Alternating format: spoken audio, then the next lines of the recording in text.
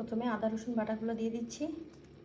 এখানে পরিমাণ মতো লবণ, মরিচ, একটু টেস্টিং সল্ট, গরম মশলার গুঁড়া সব টালা, আর এখানে হচ্ছে একটু চিনি। রোজাতে যত চেষ্টা করি শর্টকাট করার জন্য। এখানে দিয়ে দিচ্ছি লেবুর রস,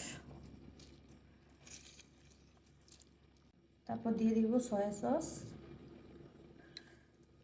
3 টেবিল চামচের মতো দিচ্ছি। এখানে 24টা লেগ পিস আছে। সস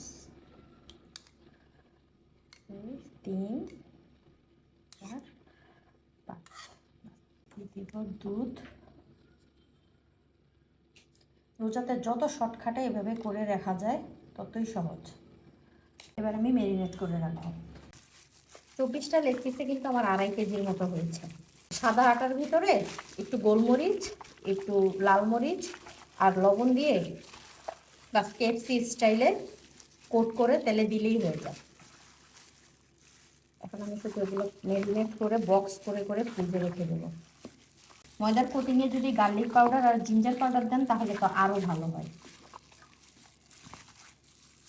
আমি কোটিংয়ে অবশ্য এগুলো ইউজ করি, অনেক বেশি ফ্লেভারফুল হয়।